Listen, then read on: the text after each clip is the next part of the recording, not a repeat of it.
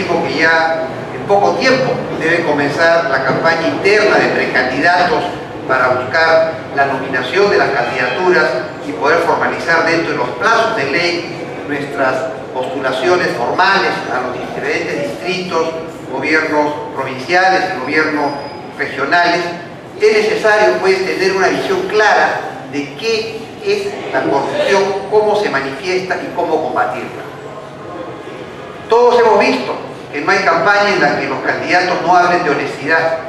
El primero que recuerdo ahora es Fujimori, que decía honradez, tecnología y trabajo. De honradez de su mensaje con el cual fue elegido, desconocido, en una persona ajena a la clase política, terminó teniendo el gobierno en que la corrupción se hizo endémica, llegó a todos los niveles y además era monitoreada desde las más altas esferas del Estado. Sin embargo, se pensó que con el ingreso del gobierno transitorio se podía salir de esto, pero esto ha persistido. Ya no tal vez como una organización paraestatal, pero sí ha calado en diferentes niveles, sobre todo en los gobiernos regionales y locales, en los que recurrentemente se ha presentado una y otra vez. Donde también candidatos como el alcalde de Chiclayo del movimiento Manos Limpias, y ahora está preso por haber dirigido una serie de operaciones en las cuales se han desfalcado los fondos municipales para facilitar el enriquecimiento de todo un entorno y el personal. Entonces, esto genera en la población, en el elector, en el ciudadano, un desencanto permanente, no solo con la autoridad, sino con los partidos, con todos los movimientos políticos que se sienten incapaces de dar solución al tema. No solo se debe tener una retórica respecto de la lucha contra la corrupción, sino evidenciar el conocimiento de qué consiste para poder tener medidas de combate efectivo a ese nivel. El día de hoy el tema que vamos a tocar es la ética en las campañas electorales. Y la idea es entender cómo uno, cuando va a afrontar una candidatura, una elección, uno busca ganar la elección. Los partidos políticos tenemos que llegar al gobierno, por eso hay que ganar. Pero ¿cómo ganar sin infringir esos elementos éticos que nos van a garantizar que cuando lleguemos tengamos una función honesta en el gobierno? ¿Vale toda una campaña electoral? Hoy en día parece que sí, parece premiarse, porque vemos que si tienes plata, tienes posibilidad de hacer campaña. Si ofreces, si regalas, se convierte la campaña en una forma en la que se demuestra que la idea realmente de valores que deben primar en la acción política, en la vocación de servicio, no son reales, y que por consecuente es previsible encontrar que el resultado de la elección arroje autoridades que mañana no tengan escrúpulos en el ejercicio de un gobierno para cometer este tipo de acciones. Por eso es que el día de hoy vamos a tocar ese tema. Está con nosotros el embajador, docente universitario Juan Álvarez Vita, una persona de amplia trayectoria en la docencia, en la ciencia política, conocedor de los derechos humanos y una persona que puede enfocarnos esto desde un nivel académico. No solo los partidos tenemos que tener gente activista política, sino tenemos que tener la orientación de personas que conocen los conceptos académicos que vamos a esbozar nosotros en la práctica, tanto en el discurso como en la acción.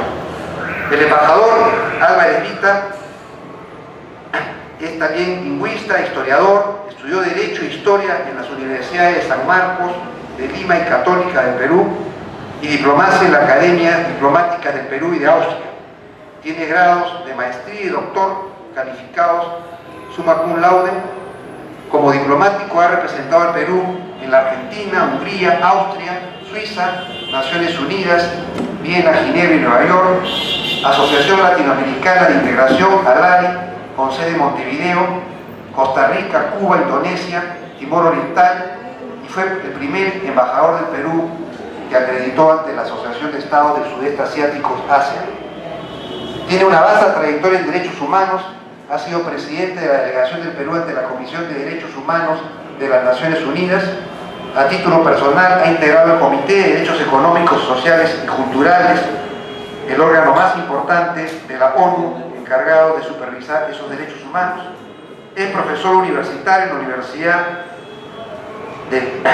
la Universidad de Derechos Humanos de Ginebra, Suiza, en la que integra su consejo científico. Es autor de 12 libros de carácter histórico, lingüístico y jurídico. Cabe destacar su diccionario de peruanismo, el habla castellana del Perú, coeditado con la Academia Peruana de la Lengua y la Universidad Las Peruanas. Nuestro país ha conferido la más alta distinción que otorga la Orden del Sol del Perú. Ha recibido también distinciones de otros países. Dejo pues con ustedes, iniciando este ciclo de conferencias, al embajador Juan Álvarez Vita.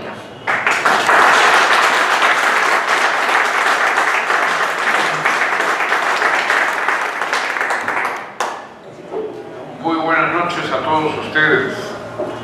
Voy a empezar por agradecer ese aplauso tan efusivo y espero no defraudarlos. Antes de empezar mi disertación, que la he traído con algunas exposiciones en PowerPoint para centrarme y no extenderme, porque el tema verdaderamente es una amplitud. No es fácil dar una conferencia si uno no se pone límites para abordar estas cuestiones. Pero decía que quería que me permitan unos instantes al llegar, ya un poco tardíamente por el concierto de rock. No es un tipo de música que me guste. Y estaba yo muy fastidiado porque yo soy maniático de la puntualidad y me pasé más de 45 minutos mirando el Estadio Nacional y ningún automóvil podía avanzar. Pero al llegar aquí, al ser recibido con tanta calidez,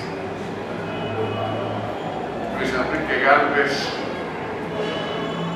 empecé a contemplar las fotografías que hay en esa salita, la salita que está frente a la mesa.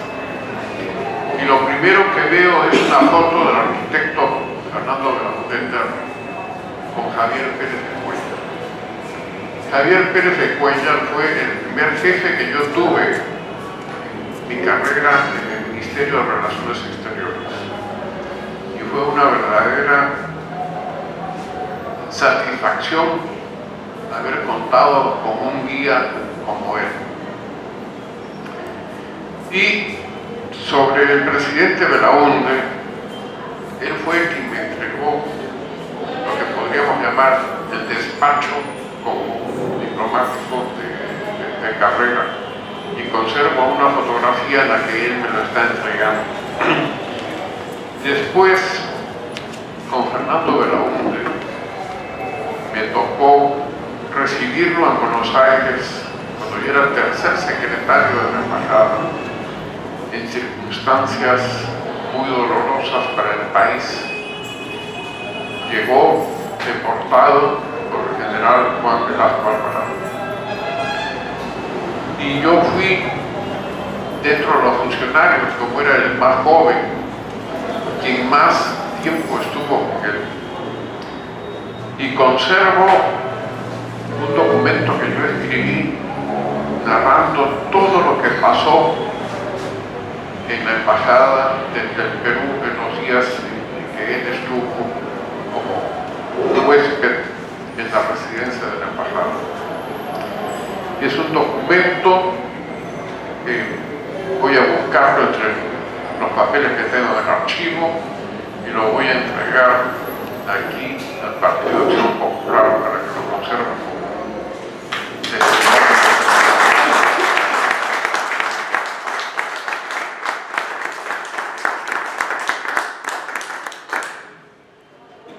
Después recordé cuando se hizo mención a la condecoración que tengo de la Orden del Sol del Perú. El diploma de la condecoración lleva la firma del presidente Fernando Graudenberg.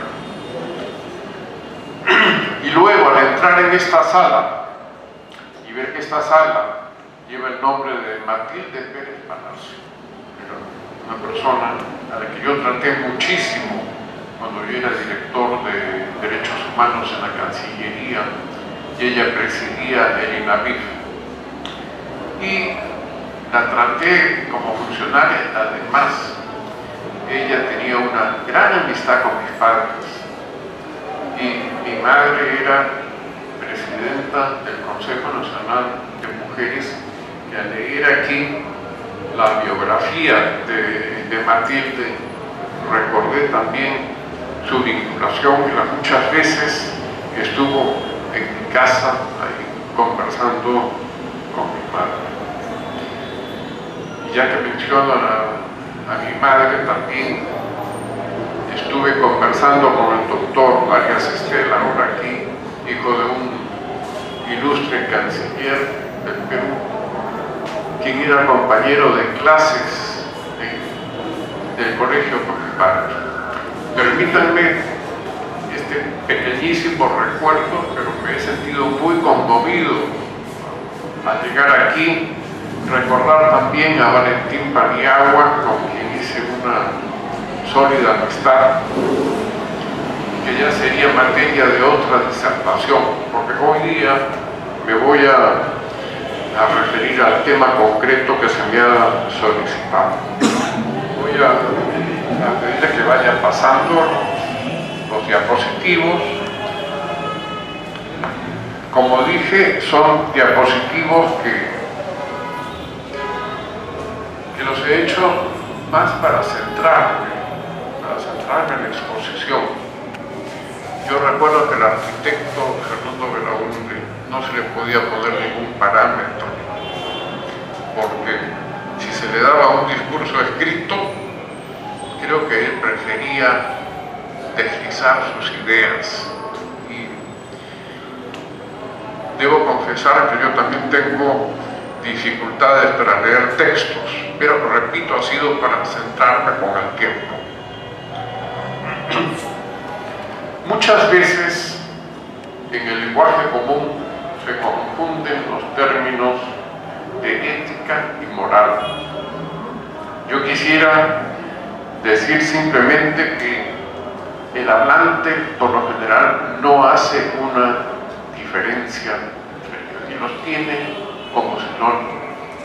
Esto se explica porque en el idioma español y en los otros idiomas, por lo menos los de origen latino, siempre se les ha tenido como sinónimo. Tan así es que la famosa ética anicoma, escrita por Aristóteles, está traducida como ética o también moral anicoma. Pero, si bien este es el peso de la traducción, en los últimos años se ha ido deslindando la significación que modernamente se le da a estas palabras. Podemos hablar de una moral holandesa, podemos hablar de una moral española, de una moral peruana, que pueden ser los principales parámetros de conducta que deben animar a una determinada sociedad y que se tienen como propias de una determinada nación. En cambio, la palabra ética ha ido asumiendo una connotación especial. La ética casi se confunde con una moral universal. Una moral que sería no solamente para un determinado país, sino principios generales para toda la humanidad. Y es aquí donde yo quiero decir que mi exposición va a estar principalmente entendida como ética, que fue la palabra usada precisamente para esta conferencia. Digo ética porque al vincularla con la corrupción, tenemos que considerar Aquí en el Perú muchas veces escucho yo que se dice, estamos en el Perú, ¿no? Y por eso es que hay tanta corrupción. Por mi carrera diplomática y por inclinaciones culturales mías, he tenido oportunidad de conocer muchos países. Y puedo con ello asegurar, como experiencia directa, que los seres humanos somos muy parecidos. La especie humana no tiene grandes diferencias entre sí. Y el problema de la corrupción, les digo, no hay un solo país, no hay un solo estado que no sea víctima de esta lacra.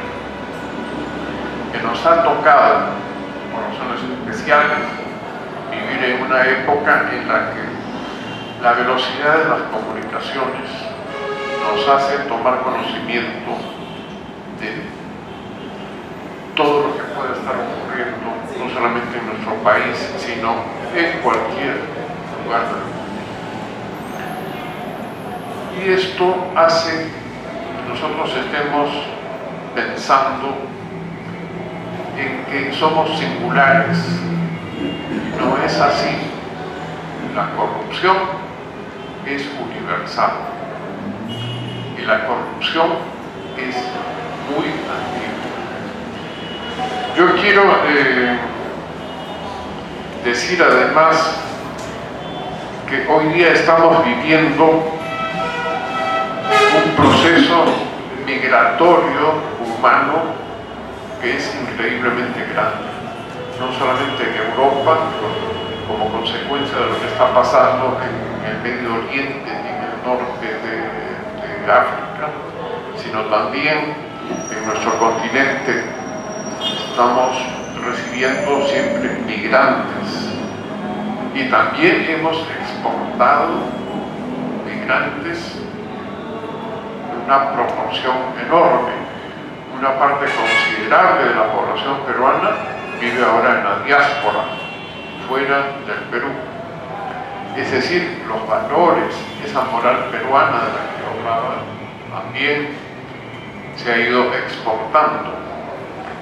Y yo recuerdo cuando años atrás uno llegaba a un aeropuerto y veían un pasaporte peruano, ¿usted es narcotraficante o senderista o terrorista? Se nos identificaba lamentablemente con esos dos grandes defectos.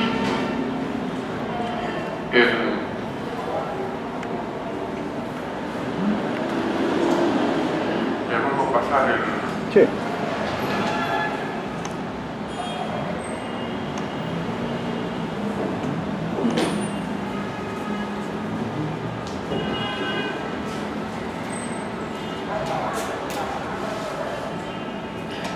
Pasar está bien.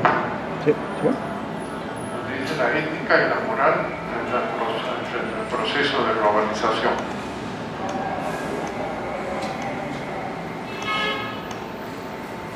Ya. Gracias. Aquí en este diapositivo yo hago mención a la globalización, a la aldea global, porque lamentablemente una de las características de la globalización es la corrupción. Y por eso no debemos perder de vista que la corrupción puede tener un origen aquí nacional, pero puede tenerlo también en otros países. El ejemplo de nuestros días con esta compañía Odebrecht es clarísimo para ver cómo los intereses surgen a veces en otros países. También no puedo dejar de mencionar a las empresas transnacionales. Yo tuve oportunidad de participar en el comité de redacción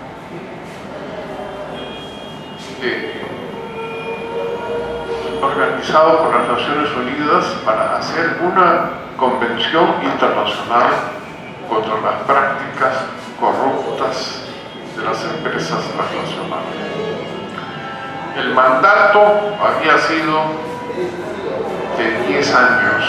Se pensaba que en esos 10 años se podía hacer una convención internacional para luchar contra las prácticas corruptas de las empresas transnacionales. Pues debo decirles que el mandato se venció y no se cumplió con hacer esa convención. Yo he reflexionado muchas veces en esas conferencias para poder descifrar. Yo era muy joven en aquel entonces y tal vez no capté lo que realmente pasaba, que esa convención internacional nunca iba a concretarse en nada, y así fue. Años después, como producto de esa reflexión, he llegado a la conclusión de que la única posibilidad que puede explicar eso es la corrupción que hacían esas empresas transnacionales a través de los propios gobiernos que participaban y que dominaban el escenario de la conferencia. Entonces, no son solamente estados.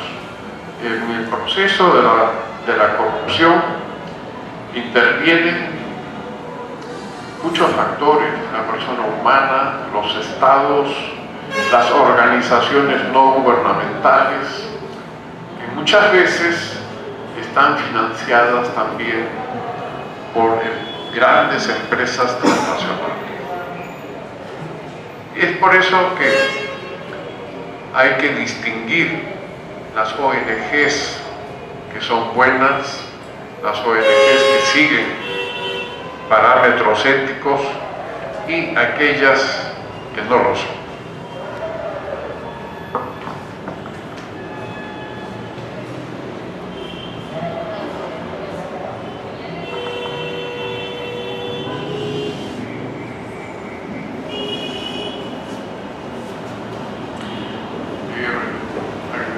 Hasta donde hay números romanos 2.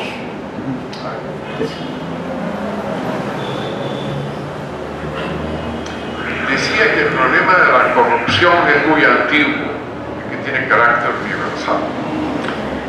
En los libros considerados como sagrados por las principales religiones, en la mitología griega, en la mitología árabe y en las tradiciones de todos los pueblos de la tierra, encontramos huellas de la existencia de la corrupción y de la lucha contra ella. A veces pienso que podría decirse que la venta de la primogenitura que hizo Esaú a cambio de un plato de lentejas podría ser uno de los episodios en los que podría señalarse como un rastro antiguo de la corrupción.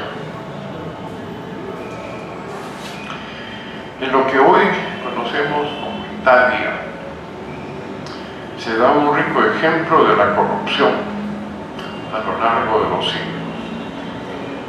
Nosotros admiramos todo el legado del Imperio Romano, pero muchas veces no recapacitamos en todo lo que de corrupción había en ese imperio. Y en el Imperio Romano de Oriente, Bizancio, también encontramos que la corrupción corroía. Y cuando se habla del Estado Vaticano, de la Santa Sede, es imposible no señalar también que, dado el carácter temporal que tiene ese Estado, también los casos de corrupción han sido muy grandes. Ustedes recordarán en este contexto que el Papa Juan Pablo II dijo en un momento: tenemos tuvimos que pedir perdón a Lutero. Y cuando dijo eso, se estaba refiriendo en gran medida a la actitud que tomó ese monje agustino, que, espantado de la corrupción que había encontrado en Roma, hizo la reforma protestante, la venta de las indulgencias y la relajación que encontró en el alto clero en Roma motivaron esta reforma.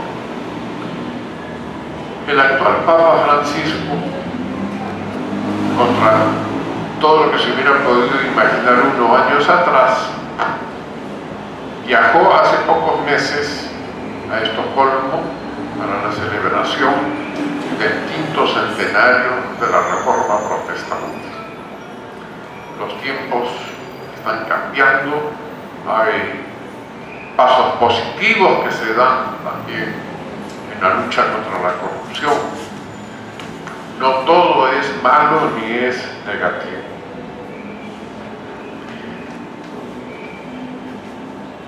En toda Europa el problema de la corrupción ha sido sumamente intenso a lo largo de la historia. En Hispanoamérica, incluido el Perú, un modo predominante de corrupción ha estado ligado al poder ejecutivo, más que a los otros poderes del Estado. Así tenemos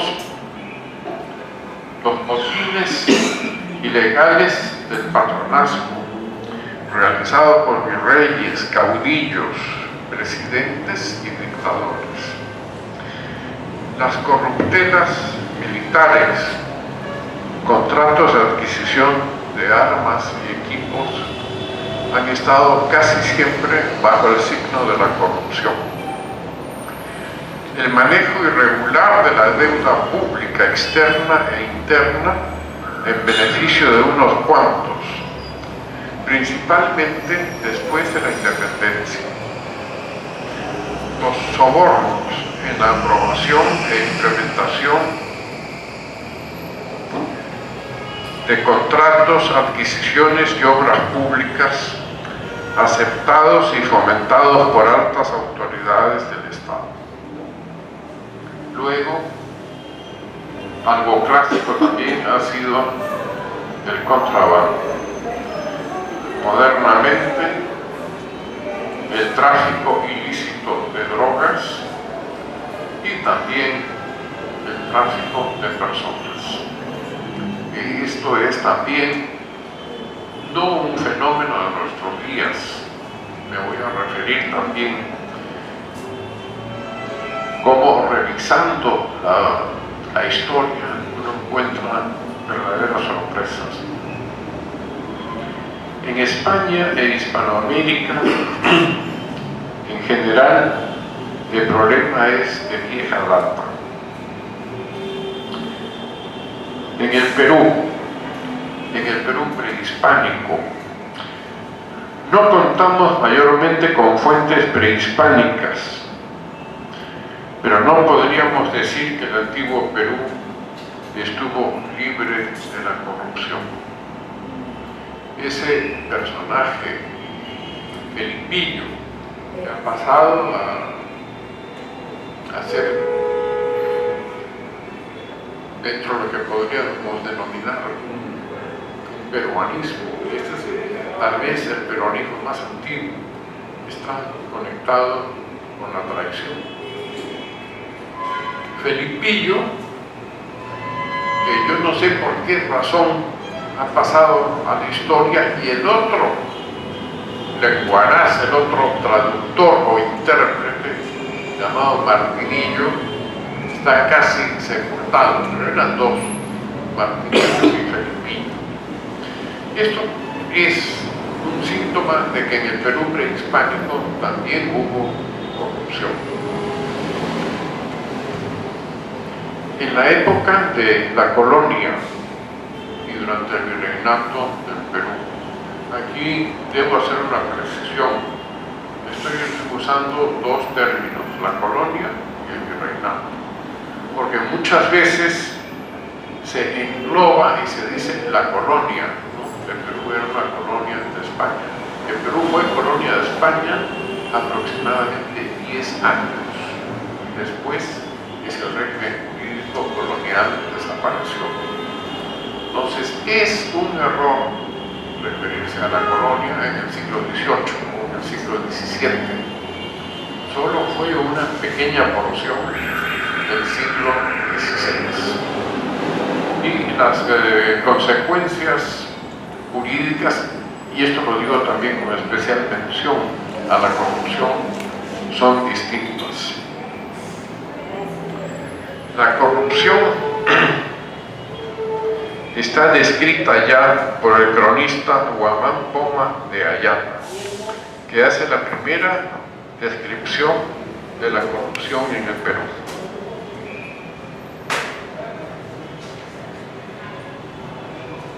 Tenemos también la corrupción de los caciques como recaudadores del tributo indígena. Yo recuerdo cuando en el colegio se nos enseñaba las lacras del hecho de haber sido colonia, el monopolio comercial, pero no se dice que el monopolio comercial benefició al puerto del Callao y a Lima, como no ocurrió con ninguna otra ciudad de América.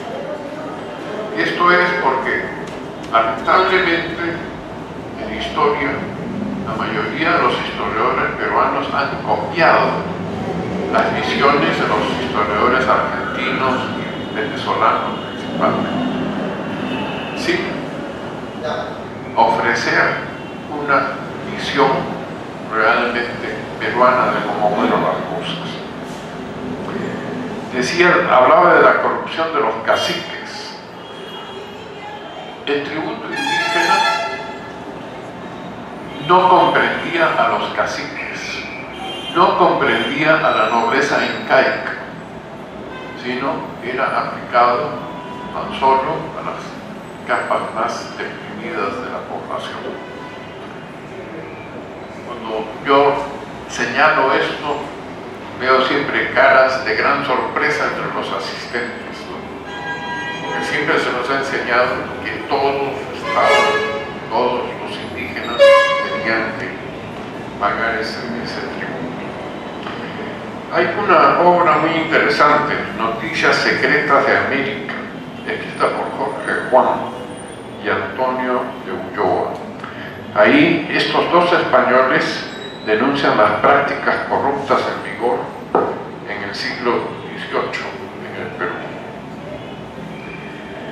No me podría extender, solamente voy a mencionar la corrupción en el gobierno del virrey Manuel de Amat y Juniel.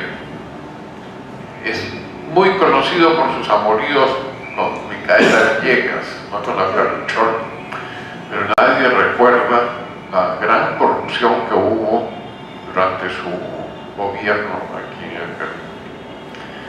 Lo mismo podríamos decir de la corrupción en el gobierno del virrey Joaquín de la Pezuela. Y pasemos a la etapa de la independencia.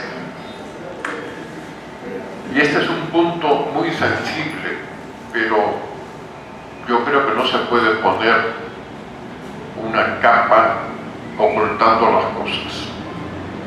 Las modernas investigaciones históricas están dejando de lado esa visión romántica de logros más imaginados que reales. Es sorprendente, pero cuando se comprueba las prácticas corruptas que había en la época del protector José de San Martín, una época en que interviene principalmente su gran colaborador Monteagudo, Bernardo de Monteagudo. El pago de la primera deuda externa que el Perú tiene ahí, la documentación indican que esa etapa de nuestra historia no estuvo exenta de la corrupción. Por lo tanto, podríamos decir de la actuación de Simón Bolívar. Con el caso de la manumisión de la esclavitud, ahí se ve con toda claridad. Como ustedes recuerdan, San Martín declaró que nadie nacía esclavo en el Perú. Pero cuando llega Bolívar y se encuentra con la realidad económica que el Perú tenía, tiene que dar marcha atrás y vuelve a restablecerse la esclavitud, que va a continuar hasta la época del Mariscal Castilla. Pero también sobre eso hay que quitar algunas cortinas. En la época de la República tenemos el caciquismo y el caudillismo. Con respecto al caciquismo, aquí ocurre algo muy curioso. Simón Bolívar decretó la abolición de los cacicazgos y, curiosamente, ese estamento nobiliario indígena no protestó mayormente, aceptó, pero en la práctica los cacicazgos continuaron muchísimos años más. Es decir, las funciones de los caciques, la recaudación de los tributos indígenas, todo continuó como los regímenes electorales.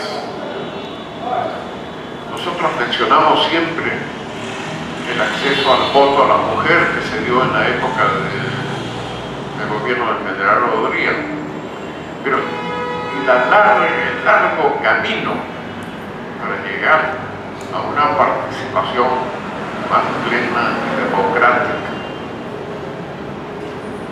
Olvidamos que durante prácticamente todo el siglo XIX quienes tenían derecho a voto eran solamente los hombres, pero los hombres que tenían una renta estaban cuantificada en pesos o tierras que podía tener.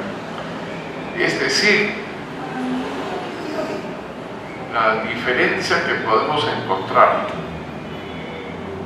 entre la realidad del siglo XVIII y la del siglo XIX en el Perú es mínima.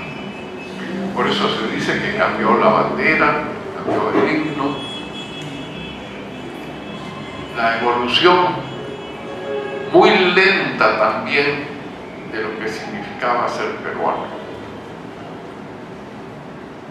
Yo encontré una vez, revisando en el archivo de comercio, un aviso en que se pagaba una gratificación a quien encontrara a un peruanito.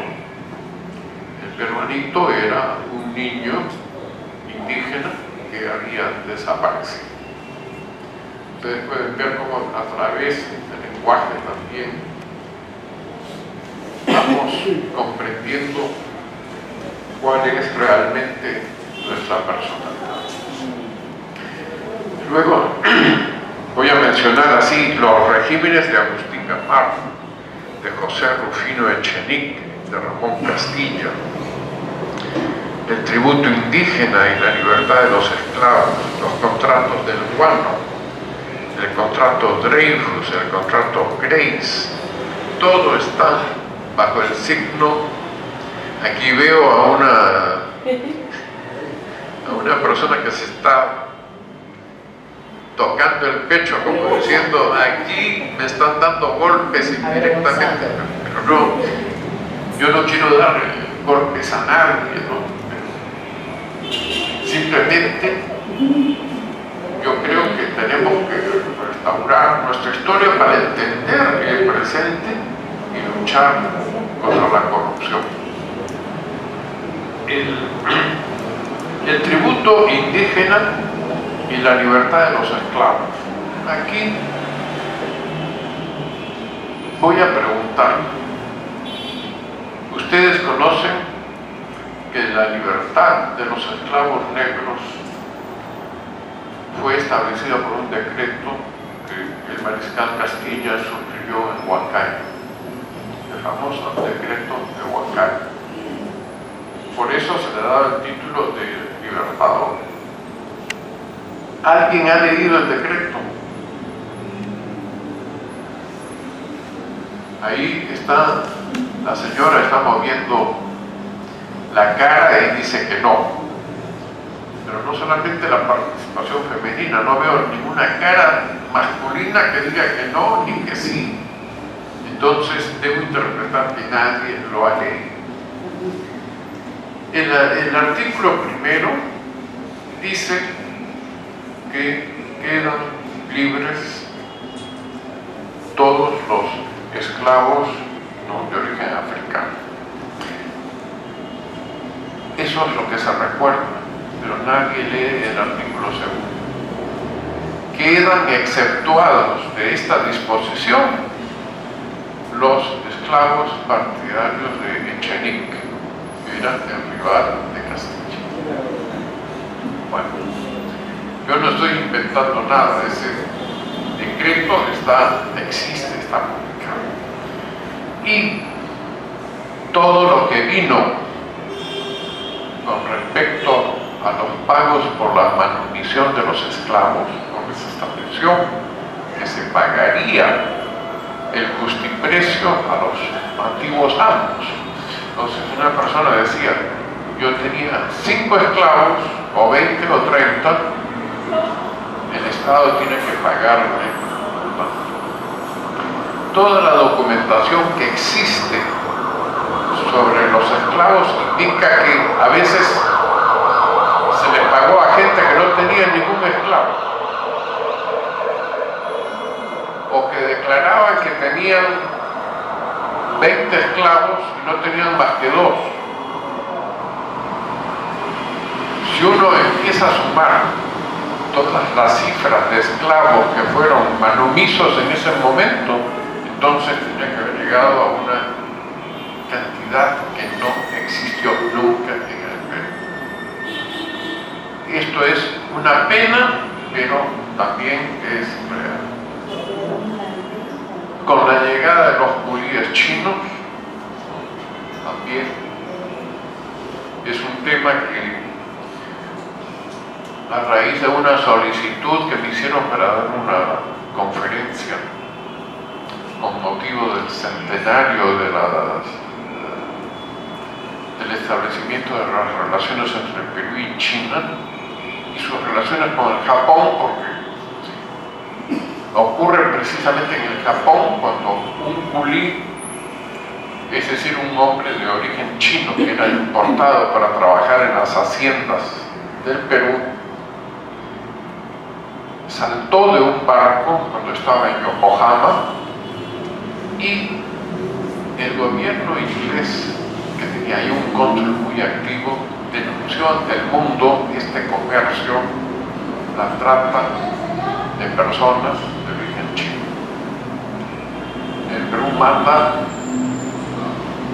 un emisario, Arturo García y García, muy competente, muy hábil, ¿no? Pero uno podría decir, por lo menos dentro de la visión que hoy día tenemos, que si esa actitud era moral o ética, ¿no? En relación con lo que hemos hablado sobre el Perú. En esa oportunidad estableció relaciones diplomáticas con el Japón y luego, con mucha dificultad, con China.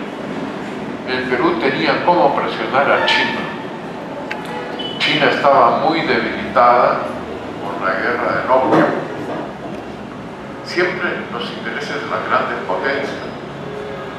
Inglaterra, después de haber sido un país negrero que había traído muchos esclavos negros desde el África,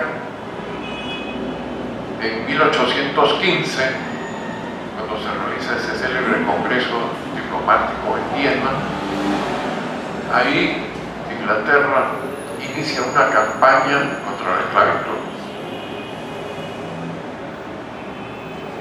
Y luego con China, mientras que mandaba el opio para poder dominar a China, tenía por otra parte una cruzada para impedir que países como el Perú comerciaran llevando chinos allá. Bueno, ustedes pueden imaginarse que Garibaldi, el célebre prócer, exponente del proceso de unificación italiana, que adquirió, también le fue concedida la nacionalidad peruana, se dedicaba al comercio humano de chinos que venían aquí al Perú. Para reflexionar. Cuando he investigado quiénes fueron los chineros que traían esas personas desde China, ocurre que la mayoría son destacados héroes de la guerra del Pacífico. Entonces uno dice, se puede descubrir esto, se puede dar a conocer. Uno empieza a decir, hay que considerar situaciones de todo orden, no solamente políticos, sino y los descendientes también, que pueden verse afectados porque se da a conocer lo que sus antepasados hacían. Bueno, de ahí podríamos seguir. Hay muchas acusaciones contra Nicolás Gepiero, contra Andrés Avelino Cáceres. La época de la Patria Nueva de Augusto B. Leguía, también él fue acusado de corrupción. Sin embargo, lo paradójico es que el presidente Leguía murió en la pobreza más absoluta, y habiendo sido un hombre que era rico antes de ser presidente. Entonces hay que tener mucho cuidado. Entonces dice, en la época de Leguía pasó esto. Bueno, pasó, pero ¿quién se benefició? Siempre puede aparecer en todo gobierno alguien que se dedicaba a la corrupción y luego lo atribuyen al que era presidente, y esto hay que tocarlo con pinzas. A partir de los tiempos modernos, por favor, en España e Hispanoamérica,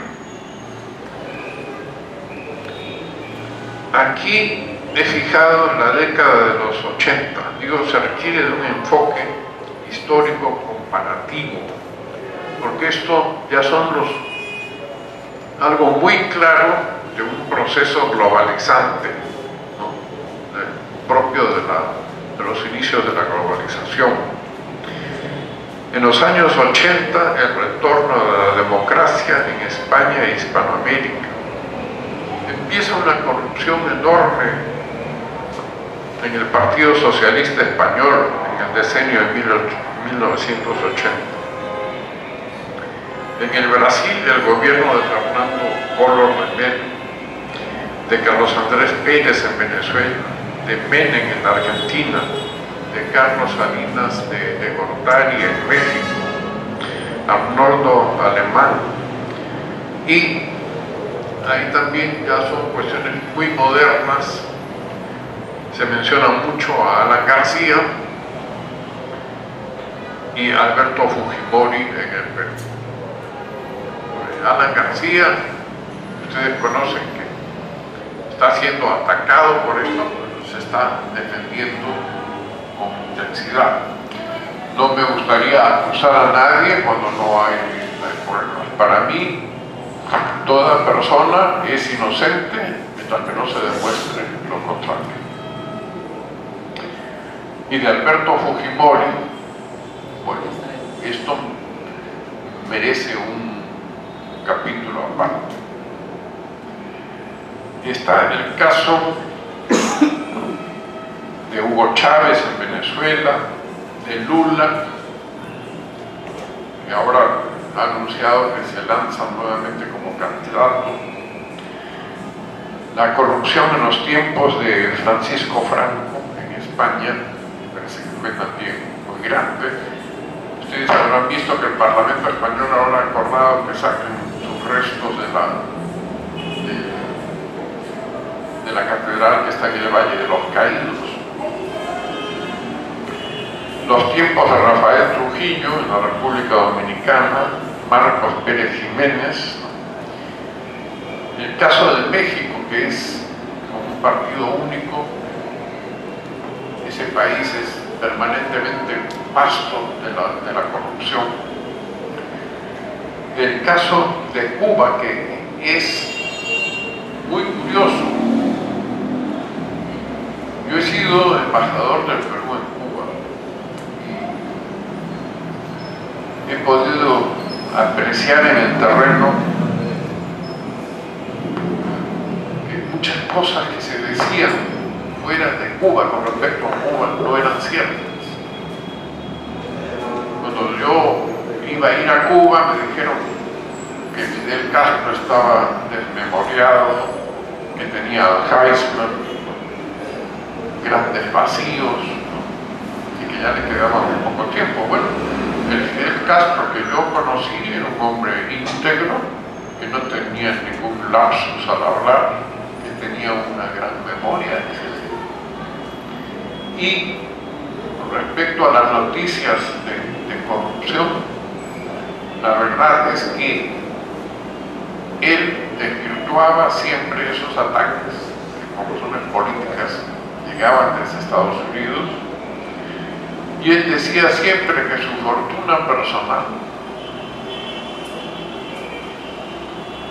la podía colocar en el bolsillo de su guayabera y que sobraba espacio. La verdad es que el único caso así que se ha dado a conocer fue de un canciller cubano que sí descubrieron que hacía prácticas corruptas y fue destituido, sancionado muy duramente por las autoridades cubanas. Ahora, en el Perú no es un fenómeno esporádico. No resulta fácil reconstruir el pasado histórico. Tiene un carácter sistemático enraizado en estructuras centrales de la sociedad. Tiene un impacto negativo en el crecimiento económico, en el capital humano, y afecta al goce de todos los derechos humanos. Tiene un impacto tremendo en el derecho al desarrollo. Una consecuencia de regímenes abusivos. Cuanto menos democrático es un gobierno, hay más corrupción. Esta es una constante que se puede apreciar. Produce además la extensa erosión de las instituciones democráticas. Afecta la evolución histórica de los pueblos. Beneficia económicamente a pocos. Se considera soslayadamente, calificándola de constante cultural o legado institucional inevitable. Hay descuido y escepticismo que han obviado un estudio histórico serio y profundo. Quiero señalar que uno de los pocos historiadores que ha tocado el problema de la corrupción en el Perú es Alfonso Quirós, un historiador joven que murió en plena juventud y que solamente dejó un libro pero muy bien escrito sobre eso. Hay al parecer una conexión entre los ciclos de corrupción y desarrollo frustrado. Y hay lo que se llamaría la corrupción que se suma a la corrupción misma. La Real Academia de la Lengua hace una definición de corrupción. Ahí la pueden ver. Acción y efecto de corromper o corromperse. Alteración o vicio en un libro o escrito. Aquí tenemos un caso también, y muchos de libros que son plagiados descaradamente. A veces cambian unas cuantas palabras. Yo fui víctima de un plagio hecho de una obra mía, hecha por uno de los más distinguidos profesores de la Universidad de Miami. Y recuerdo que tuvo su sanción moral porque se publicó diciendo cómo habían copiado páginas enteras de una obra mía que fue distribuida en Costa Rica.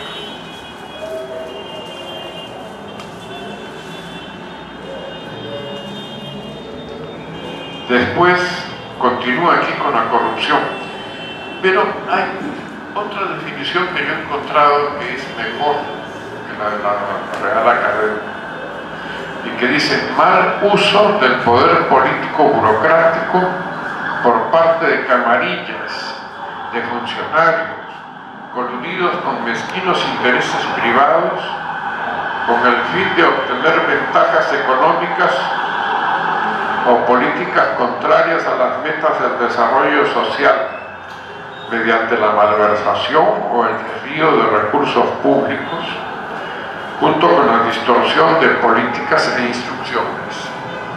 Esta cita está tomada precisamente de la obra de este doctor Quirós que mencioné.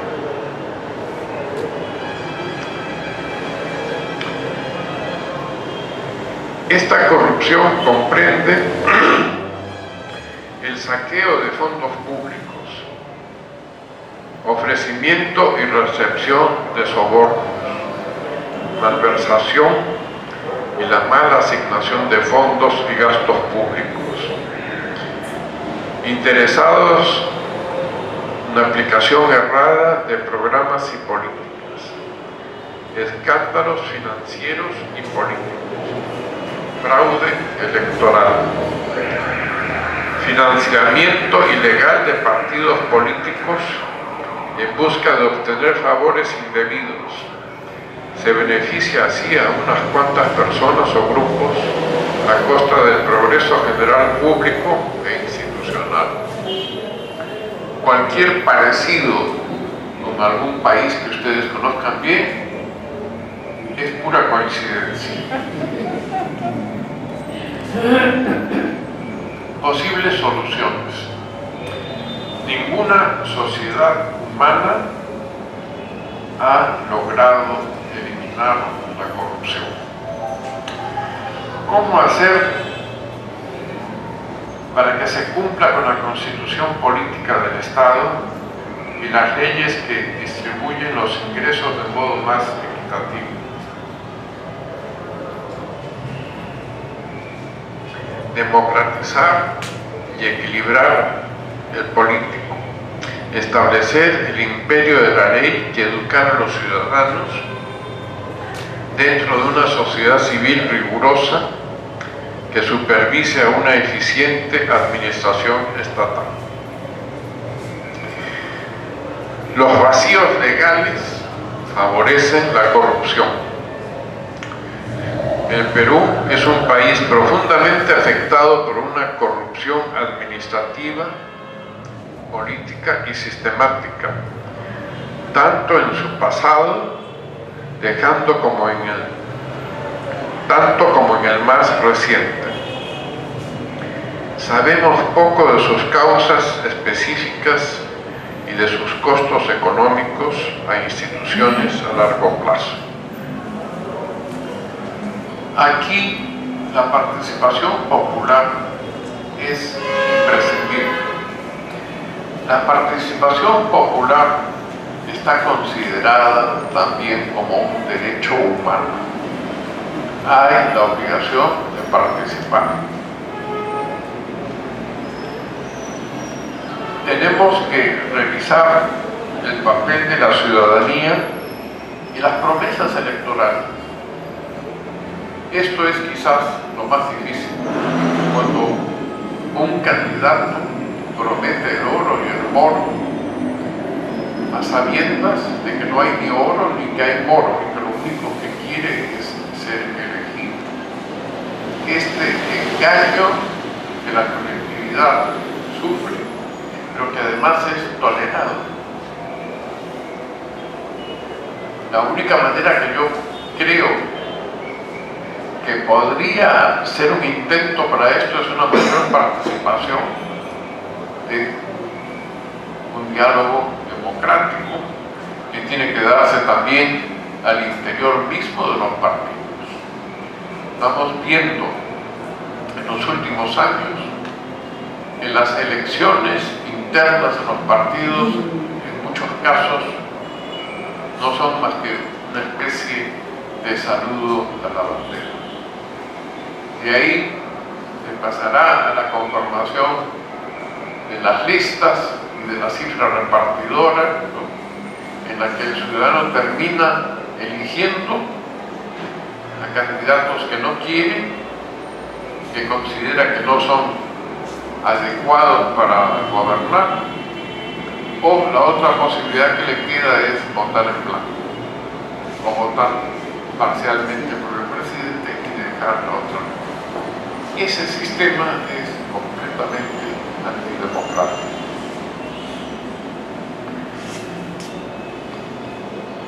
La cuestión de la ley electoral. Las últimas elecciones hemos votado en medio de una situación legal caótica. Ahora estamos con el proyecto de ley electoral.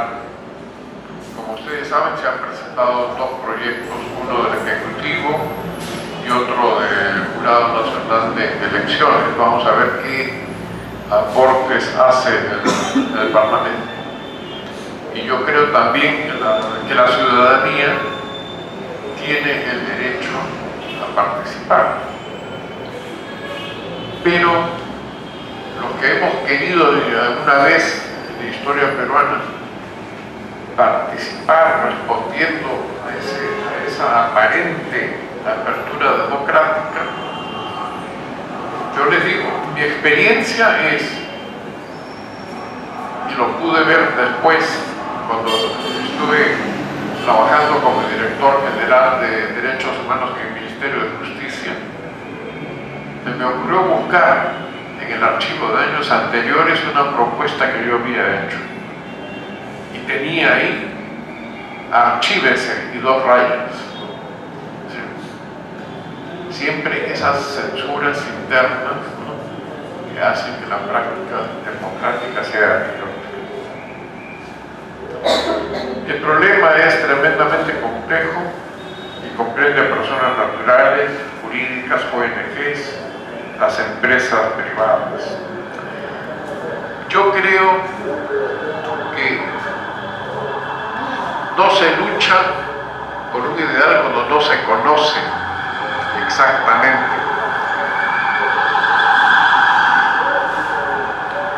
Creo que habría que enseñar la historia de la corrupción en colegios, universidades, partidos políticos.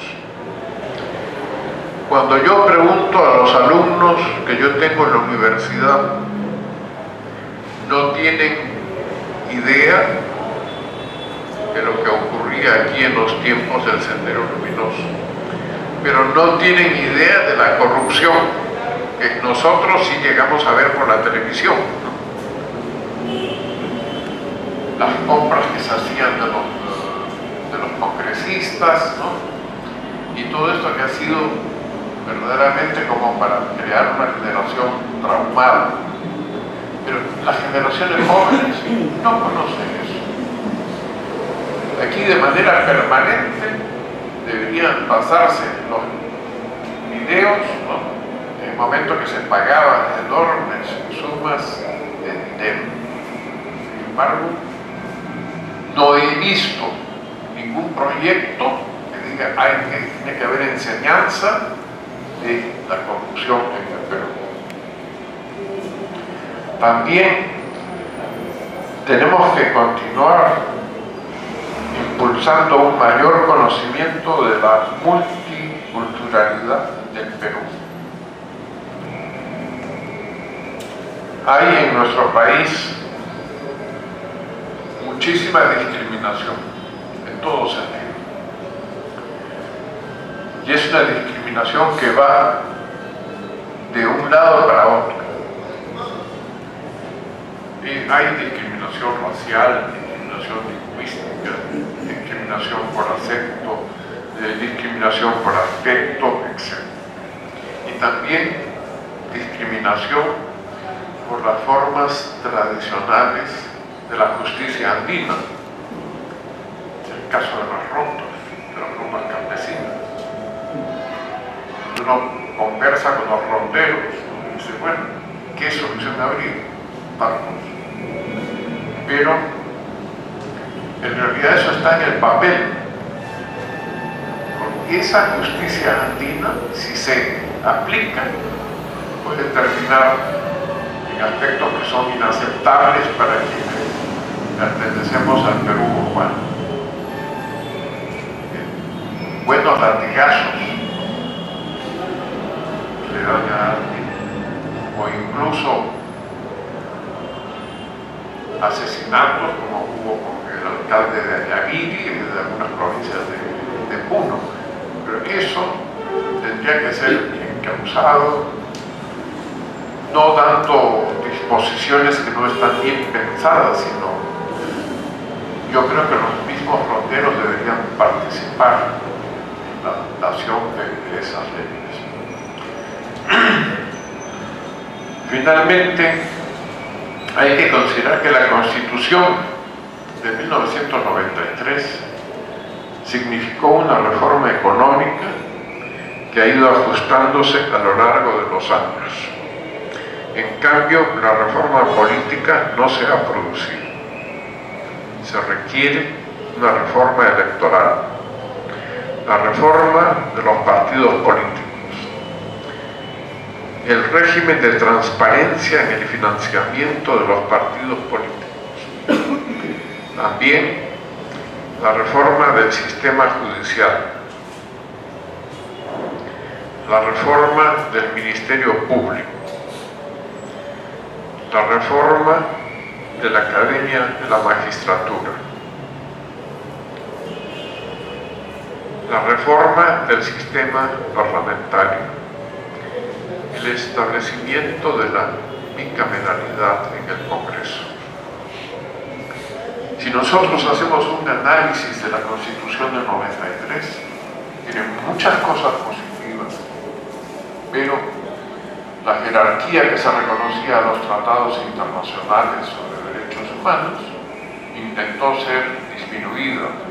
Ahora hay que hacer una exégesis muy especial para llegar a la misma conclusión de que tienen un nivel igual que el de la Constitución. Pero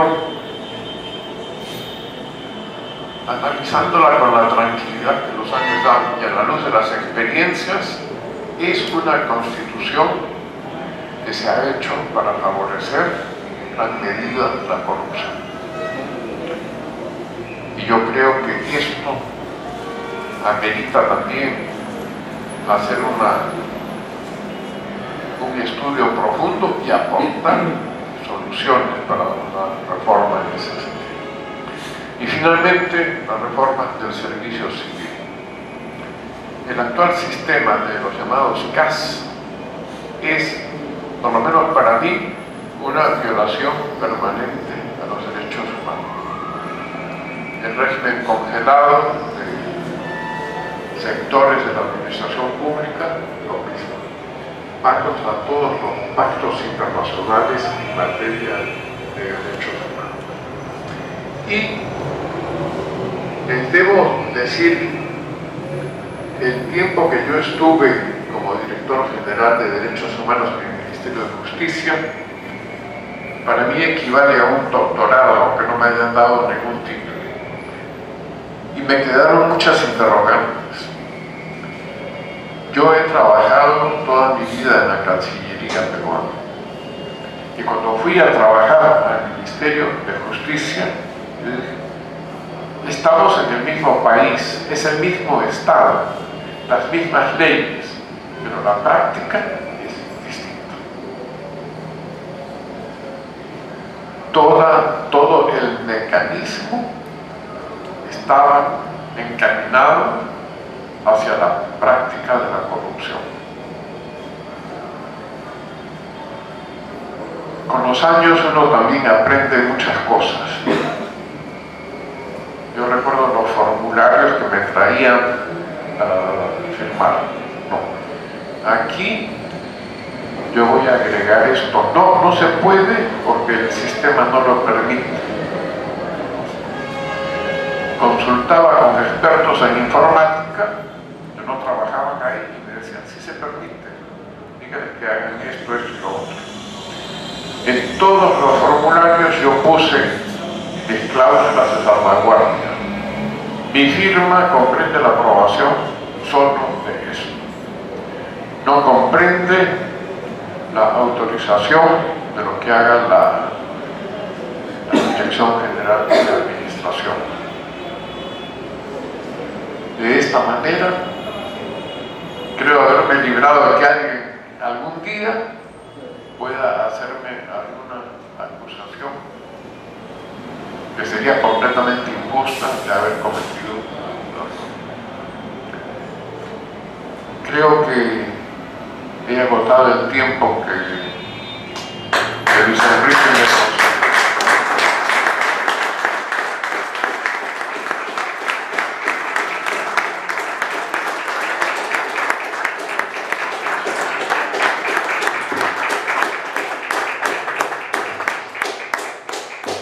Realmente felicito la exposición, ha sido una exposición muy ilustrativa, ha sido extensa pero necesaria y creo que ha faltado mucho más por exponer, más que una conferencia, creo que esto amerita casi un curso. Como se ha dicho, de repente sería necesario que el Ministerio de Educación contemple en la currícula un curso de historia de la corrupción, como una forma de poder entender lo que es un fenómeno que no nació ayer, ni puede ser atribuido a unas u otras personas, sino que es parte de la humanidad, porque tampoco es del Perú, es de todo el mundo. Y creo que tal vez entendiendo un poco recién así las cosas, es que podemos sacar nuevas generaciones en capacidades reales de combatir la corrupción y no terminar aceptando esa máxima que se dice, Montesinos dijo en algún momento, todos somos corruptos. Una forma de justificar de que unos en mayor grado, otros en menor grado, pero todos algún pecado, ¿no? Entonces, bajo ese concepto nadie tiene calidad moral para poder juzgar a otros. Pero hay algo que ha tocado que es especialmente relevante. Primero, que dice, ninguna sociedad en toda la historia ha podido erradicar la corrupción. Así que pretender nosotros en una campaña decir que vamos a erradicar la corrupción, que vamos a eliminar o desaparecer a todos los corruptos, es pura demagogia. Lo que uno debe tener en claro es que va a tener un programa anticorrupción, de combate a la corrupción, de evitar que ésta prospere, de evitar que ésta logre objetivos dañinos, e impedir identificar a quienes hacen esas prácticas.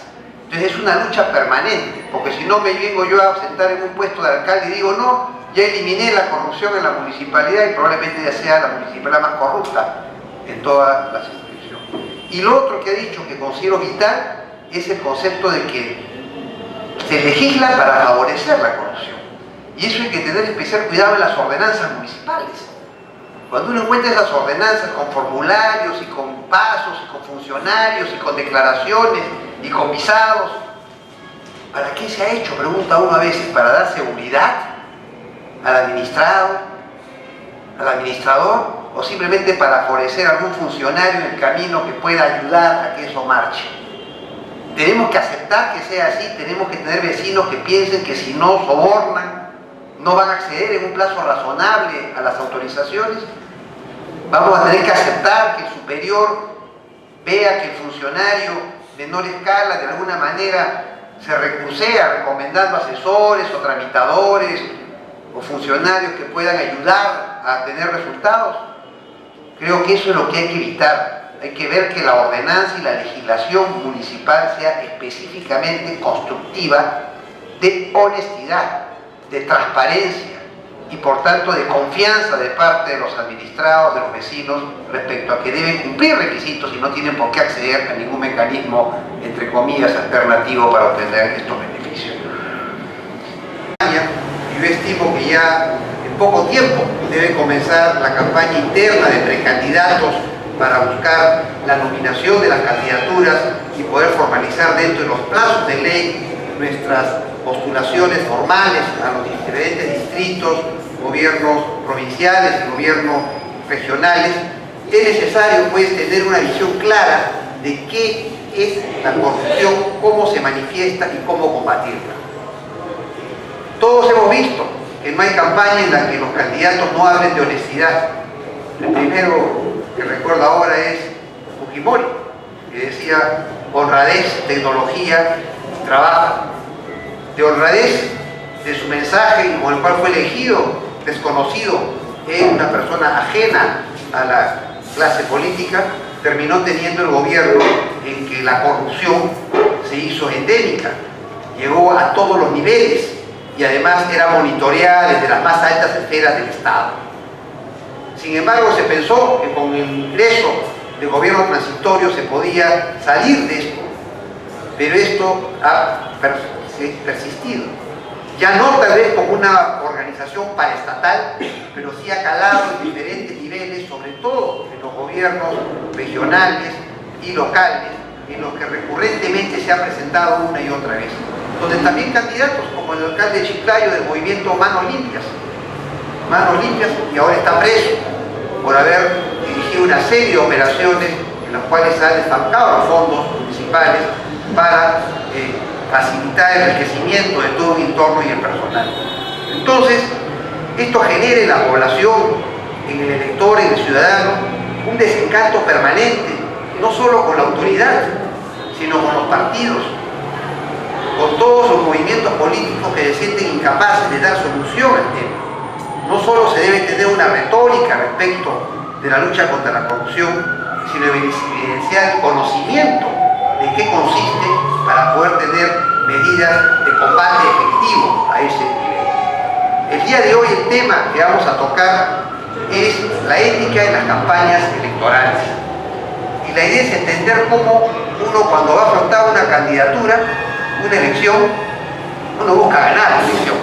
Los partidos políticos tenemos que llegar al gobierno, por eso hay que ganar.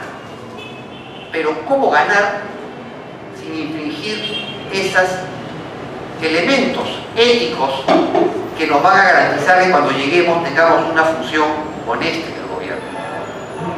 ¿Vale toda una campaña electoral? Hoy en día parece que sí, parece premiarse, porque vemos que si tienes plata, tienes posibilidad de hacer campaña. Si ofreces, si regalas,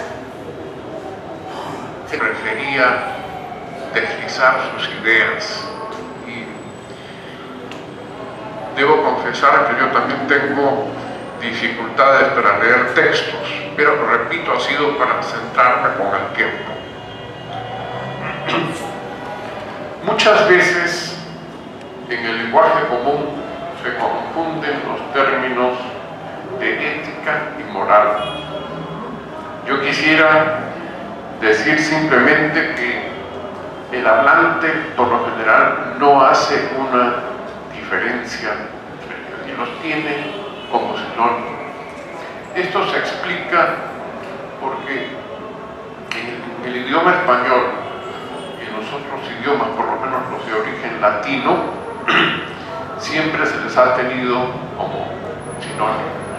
Tan así es que la famosa ética anicoma, por Aristóteles, está traducida como ética o también moral a Nicoma.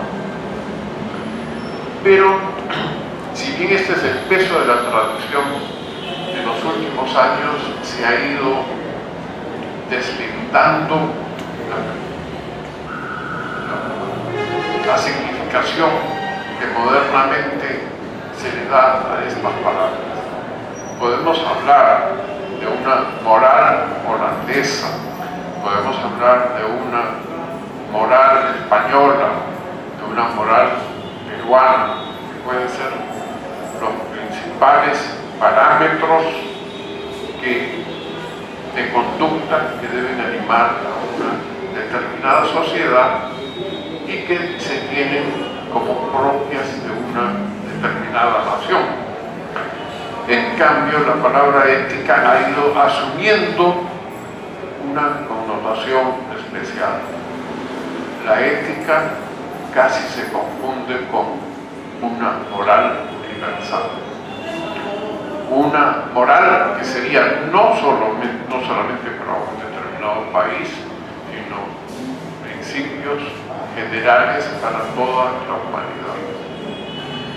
Y es aquí donde yo quiero decir que mi exposición va a estar principalmente entendida como ética, que fue la palabra usada precisamente para esta conferencia. Digo ética porque al vincularla con la corrupción, tenemos que considerar, aquí en el Perú muchas veces escucho yo que se dice, estamos en el Perú, ¿no? Y por eso es que hay tanta corrupción. Por mí, los días en que él estuvo como huésped en la residencia de la embajada. Es un documento que voy a buscarlo entre los papeles que tengo en el archivo y lo voy a entregar aquí al Partido de Acción Popular para que lo conserven como testimonio.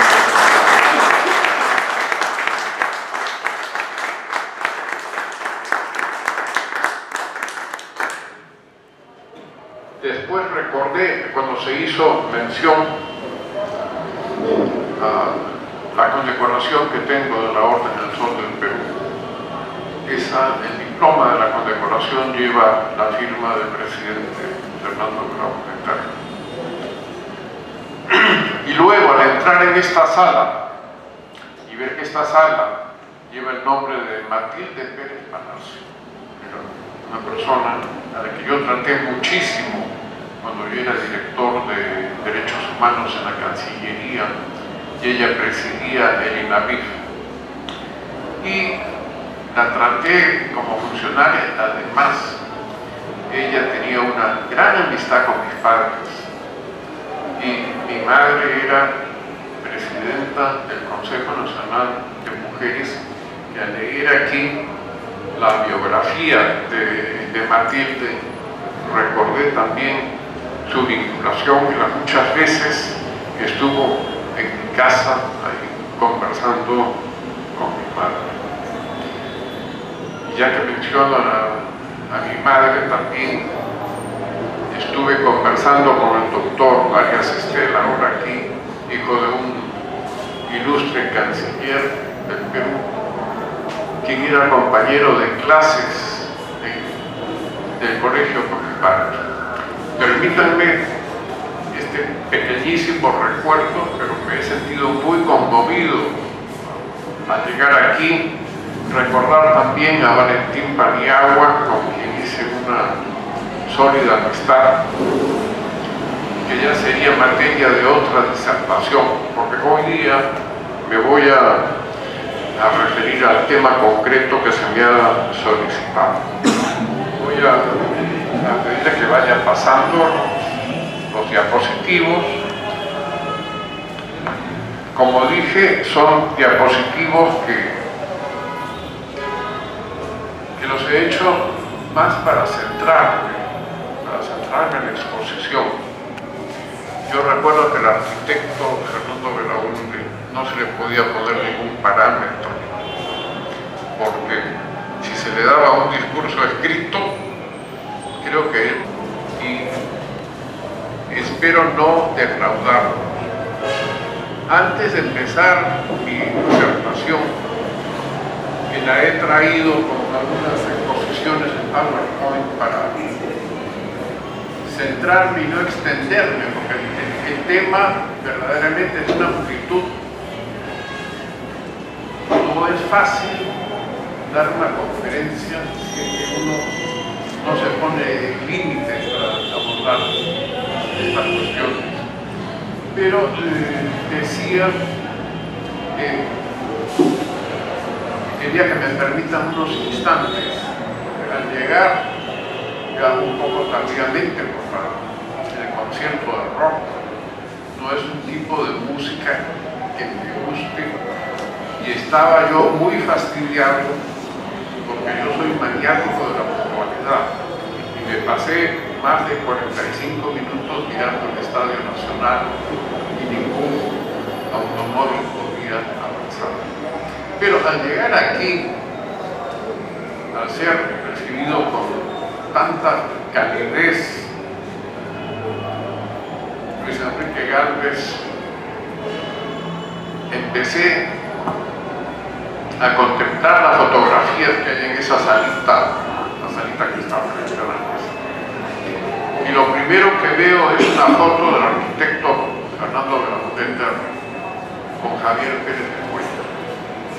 Javier Pérez de Cuellar fue el primer jefe que yo tuve en mi carrera en el Ministerio de Relaciones Exteriores. Y fue una verdadera satisfacción haber contado con un guía como él. Y sobre el presidente Belaunde, él fue quien me entregó lo que podríamos llamar el despacho como diplomático de carrera, y conservo una fotografía en la que él me lo está entregando. Después, con Fernando Belaunde, me tocó recibirlo en Buenos Aires cuando yo era el tercer secretario de la embajada, en circunstancias muy dolorosas para el país. Llegó deportado por el general Juan Velasco Alvarado. Y yo fui, dentro de los funcionarios, como era el más joven, quien más tiempo estuvo con él. Y conservo un documento que yo escribí narrando todo lo que pasó en la embajada del Perú. Convierte la campaña en una forma en la que se demuestra que la idea realmente de valores que deben primar en la acción política, en la vocación de servicio, no son reales, y que por consecuente es previsible encontrar que el resultado de la elección arroje autoridades que mañana no tengan escrúpulos en el ejercicio de un gobierno para cometer ese tipo de acciones. Por eso es que el día de hoy vamos a tocar ese tema. Está con nosotros el embajador, el docente universitario Juan Álvarez Vita, una persona de amplia trayectoria en la docencia, en la ciencia política, conocedor de los derechos humanos, y una persona que puede enfocarnos esto desde un nivel académico. No solo los partidos tenemos que tener gente activista política, sino tenemos que tener la orientación de personas que conocen los conceptos académicos que vamos a esbozar nosotros en la práctica, tanto en el discurso como en la acción. El embajador Álvarez Vita es también lingüista, historiador, estudió Derecho e Historia en las universidades de San Marcos, de Lima y Católica del Perú, y diplomacia en la Academia Diplomática del Perú y de Austria. Tiene grados de maestría y doctor calificados summa cum laude. Como diplomático ha representado al Perú en la Argentina, Hungría, Austria, Suiza, Naciones Unidas, Viena, Ginebra y Nueva York, Asociación Latinoamericana de Integración, ALARI, con sede en Montevideo, Costa Rica, Cuba, Indonesia, Timor Oriental, y fue el primer embajador del Perú que acreditó ante la Asociación de Estados del Sudeste Asiático, ASEAN. Tiene una vasta trayectoria en derechos humanos, ha sido presidente de la delegación del Perú ante la Comisión de Derechos Humanos de las Naciones Unidas, A título personal, ha integrado el Comité de Derechos Económicos, Sociales y Culturales, el órgano más importante de la ONU encargado de supervisar esos derechos humanos. Es profesor universitario en la Universidad de Derechos Humanos de Ginebra, Suiza, en la que integra su consejo científico. Es autor de 12 libros de carácter histórico, lingüístico y jurídico. Cabe destacar su diccionario de peruanismo, el habla castellana del Perú, coeditado con la Academia Peruana de la Lengua y la Universidad Las Peruanas. Nuestro país ha conferido la más alta distinción que otorga la Orden del Sol del Perú. Ha recibido también distinciones de otros países. Dejo pues con ustedes, iniciando este ciclo de conferencias, al embajador Juan Álvarez Vita.